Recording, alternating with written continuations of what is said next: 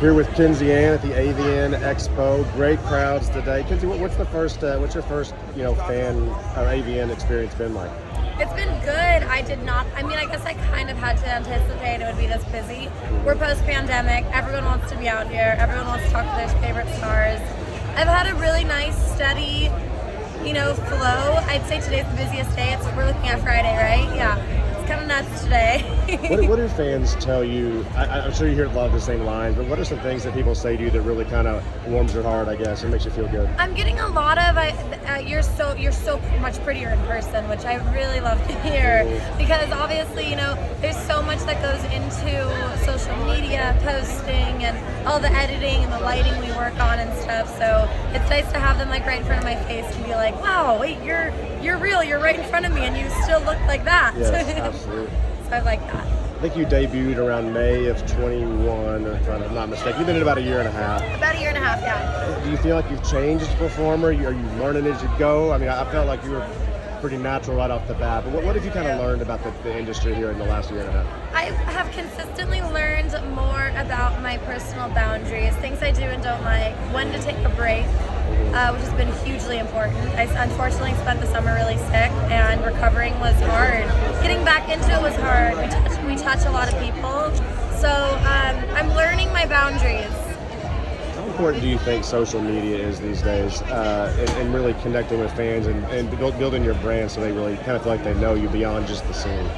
I think social media is hugely important. I love social media. I'm on it. I probably post too much. But I'm also, one of the comments I'm getting a lot is that people love that they know my life. They know about my dog, Lola. They know about, how pink everything in my apartment is, the car I drive, the fact that I always sparkle.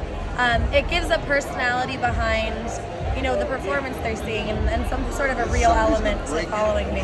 So it's totally important.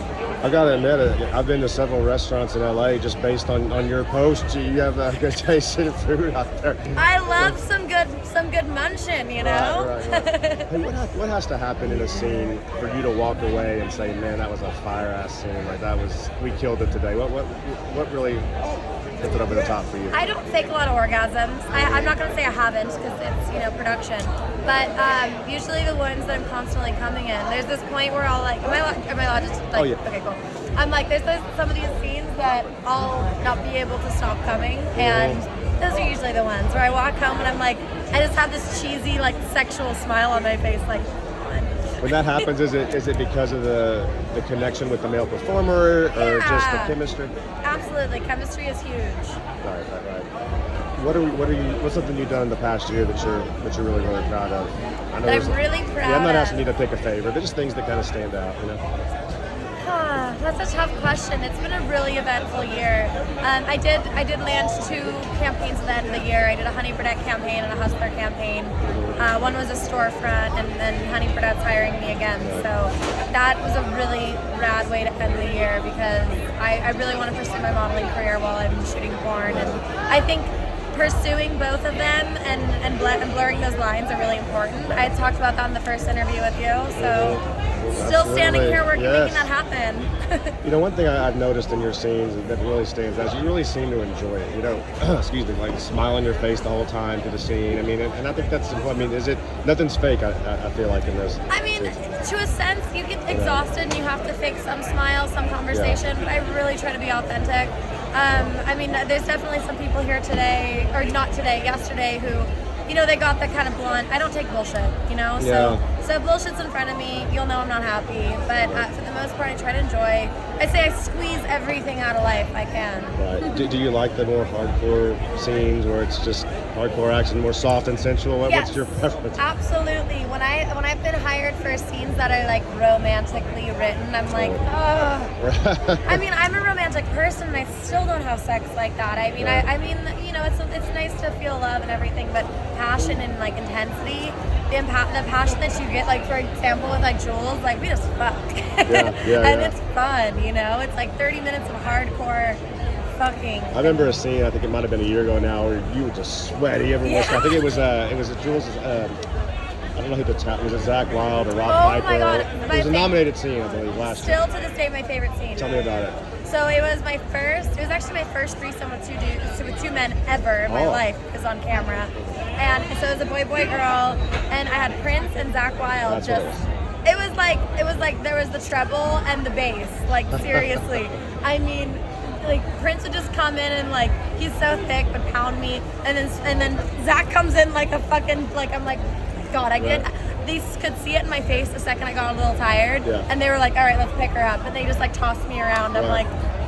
And you had a smile on your face the whole time, I felt like. Because it was so much fun. I was like at a jungle gym.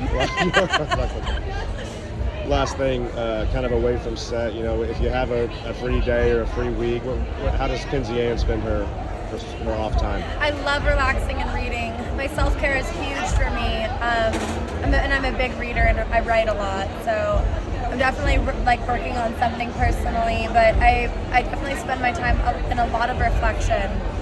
When you say you read a lot, what are they, novels? Like what kind of material is it? I like some autobiographies. Novels are fun. I feel like I end up reading very like dramatic, depressing stories. I like to escape, you know, get into other people's minds, figure out, relate to a character, come back.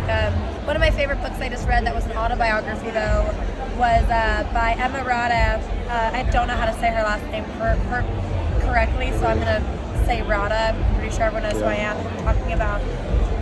She wrote a book called Body, and it was just about her experience in the mainstream industry as a model and as an actress. And I related to it so much. I even knew somebody she wrote about in the book. So it was, you know, I like to just kind of taste a little bit of everybody's life. Absolutely. And last thing, we always talk about dogs, but we're both dog lovers. And Lola, you know, has become a presence on her own on Instagram, and she got out the other day. What happened?